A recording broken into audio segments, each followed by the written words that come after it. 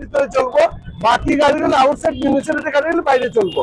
তো আমাদের এইটার আইডেন্টিফিকেশন করানোর লেগে আমরা পিঙ্ক কালারের লেগে আমরা অলরেডি দপ্তর বিজ্ঞপ্তি দিচ্ছে, এতদিন সময় দেওয়া হয়েছে তাদেরকে। আমরা বারবার বলা সত্ত্বেও এখন তারা যে গাড়িগুলি অনেকগুলি গাড়ি করে নিছে, বাকি যে গাড়িগুলি করে নাই তাদের বিরুদ্ধে আমরা দপ্তর আইনগত ব্যবস্থা নিতে শুরু করছি।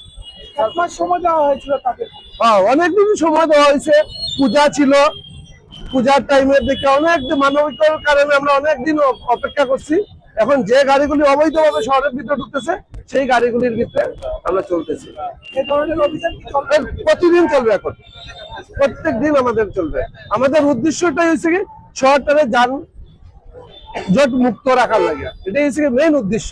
এবং যেগুলি গাড়ির কাগজপত্র নাই, যারা অবৈধভাবে ইন্স্যুরেন্স ছাড়া, পলিউশন ছাড়া, ফিটনেস ছাড়া চলতেছে, সেইগুলো আমরা ইয়ে করতেছি। স্যার, দেখা যাচ্ছে ব্যাটারি চালিত অটো অনেক, প্রায় অটোর থেকে বেশি, তাদের ভিতরে আসলে ব্যাপার হচ্ছে ওদের তো as per motor vehicles act অনুসারে ওদের পারমিট লাগে না। তো যার জন্য পারমিট না থাকলেও কারণে তারা কোন জায়গাটা চলতেছে তাদের ওইটার মধ্যে রুট মেনশন করা থাকে না।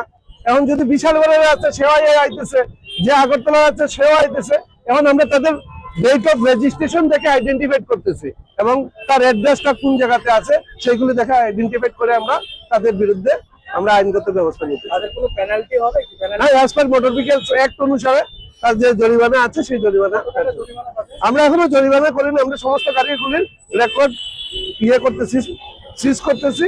এগুলো আমরা অফিসে, তো প্রত্যেকটা আমরা অফিসে যাওয়ার জন্য বলছি, তারপরে ওইখান থেকে আমরা ইয়ে করবো।